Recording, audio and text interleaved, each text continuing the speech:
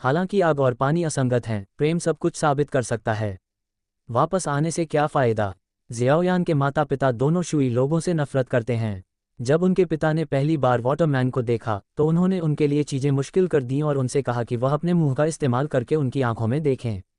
अपने प्रिय जियाओयान की खातिर, भले ही वह बहुत डरा हुआ था, फिर भी उसने बहादुरी से अप्रत्याशित रूप से एक बड़ा टुकड़ा खाया। वह इतना स्वादिष्ट था कि उसका पेट भर गया।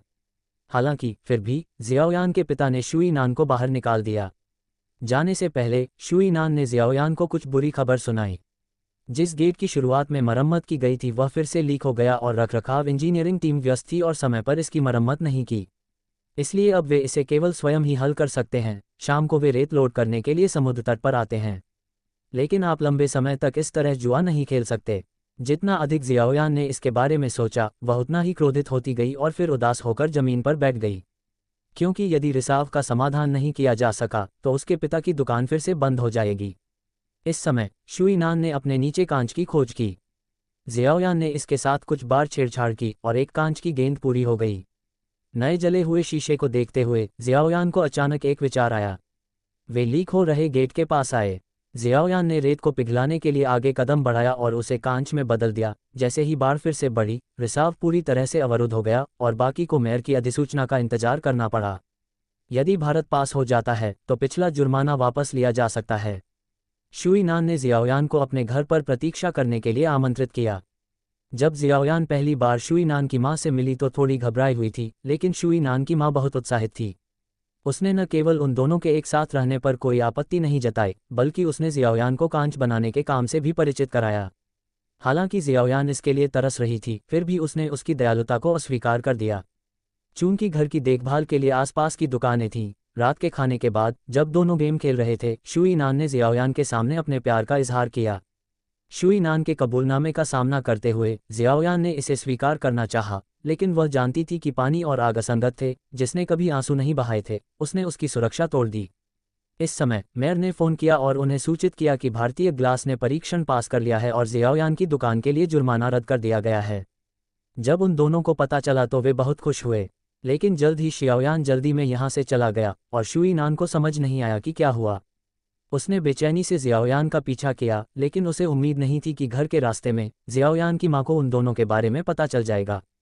उसने दोनों से कहा कि एक साथ रहना व्यर्थ होगा और फिर उन्हें कमरे में ले गई और उनकी शादी को दिव्य बनाने की तैयारी की।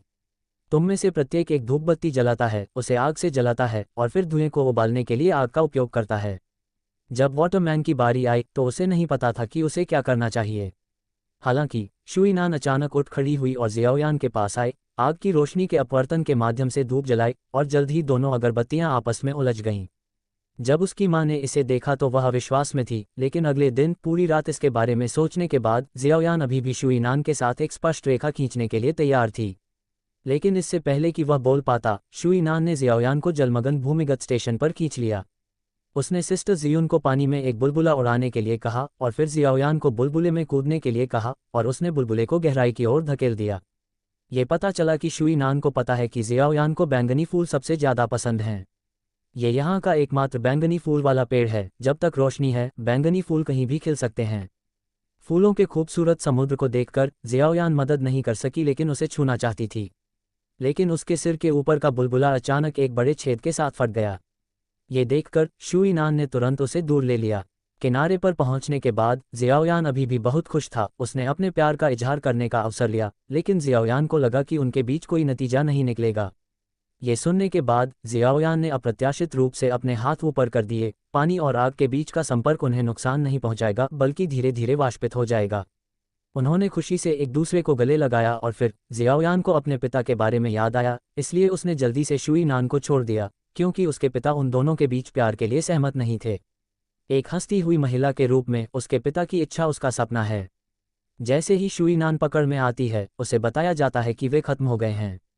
जियाओयान ओवरपास पर उदास बैठी थी।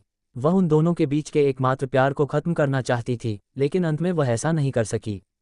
इस समय पहले से मरम्मत किया गया गेट फिर से लीक हो गया। ये देखकर जियाओयान जल्दी से घर चला गया। हालांकि उसके माता पिता सुरक्षित थे, लेकिन परिवार की एकमात्र आग दुकान में बची थी। लैंग हुओ को बचाने के लिए जियाओयान बाढ़ में फंस गया था और बाढ़ में डूबने वाला था। बाद में वाटरमैन समय पर प्रकट हुआ और कीहोल के माध्यम से अंदर घुस गया, लेकिन उन दोनों की ताकत से वे बाढ़ को कैसे रोक सकते थे। जल्द ही उन्हें छोटे से कमरे में ले जाया गया और शुई मैन ने भी वुल्फ फायर फैलाया। हालांकि पानी अवरुद्ध था, लेकिन कमरे में गर्मी बढ़ती रही। जब जियाओयान ने ये देखा तो उसने निकास को भंग करना चाहा, लेकिन पानी वाले ने उसे रोक दिया। जियाओयान, तुम यहाँ क्यों हो? तुम्हारे बिना मेरी एक दुनिया है। आपकी लपटें इतनी सुंदर हैं कि मैं उनसे तृप्त नहीं हो सकता। इस तरह शुई नान ने बाढ़ कम होने तक अपनी जान देकर जियाओयान की रक्षा की। जियाओयान उस छोटे से कमरे में अकेली बची थी। उसने दुखी होकर अपने पिता के सामने सब कुछ कबूल कर लिया।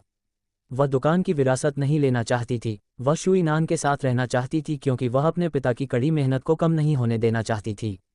उसने हमेशा अपनी सच्ची इच्छा अपने दिल में रखी।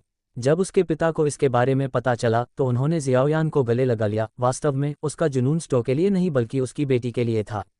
जब वे वाटरमैन के गायब होने पर दुखी हो रहे थे, तभी पीछे से पानी की बूंदों की रोने की आवाज़ आई और पता चला कि वाटरमैन गायब नहीं हुआ था।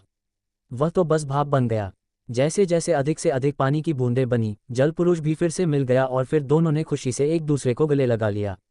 हालांकि पानी और आग असंगत हैं, प्रेम हर चीज से परे हो सकता है। उद्धरण चिन्ह।